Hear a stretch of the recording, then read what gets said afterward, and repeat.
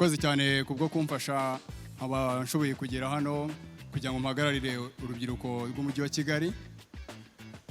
Amazina yanjye nitwa Mugisha Rusaro Kelly, nkaba mfite ubumuga bwo kutumva no kutavuga, nkaba naje hano mpagarariye ikigo Rusaro Autism Foundation. Ni ikigo cyita ku bana bafite autisme. Autisme abantu bamwe na bamwe bayitiranya n'amarozi, ariko mu by'ukuri ni ubumuga umwana aba afite. Icyo tubakorera twebwe rero tubaha uburezi bw'ibanze ndetse n'ubuvuzi bw'ibanze dukoresheje abakozi babifitiye impamyabushobozi.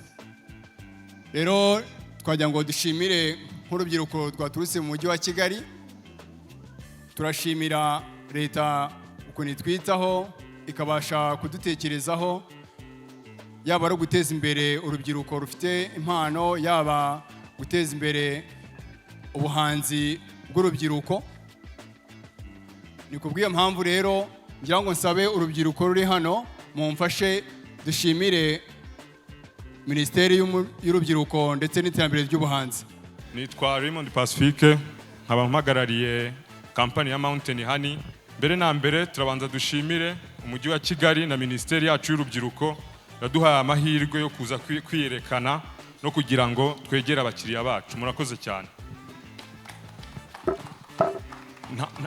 Ndashimira na Minisita wacu nkuko yahoza dusura ku mastandi, mboneraho no gushimira igihugu cyacu kiduha aya mahirwe yo kwerekana ibyo dukora. Murakoze. Nagira ngo rero muri aka kanya tubashimire abajene bamaze iminsi hano. Twabonye ibikorwa bakora, twabonye ko bafite ubushobozi. Turifuza kubafasha kugira ngo mujyi wa Kigali muhabone isoko, abajene b'ikiga namwe mubashe gucuruza, twese hamwe dutera imbere. Yagusa mbabwire yuko iki gikorwa twifuza ko kizajya kiba kenshi, kuko urubyiruko rwambwiye yuko rwacuruje kandi rukunguka. Ikindi mbonye harimo abantu benshi bakora ibikorwa bisaba ubuziranenge, nk'uko twabiganiriye mu mushyikirano.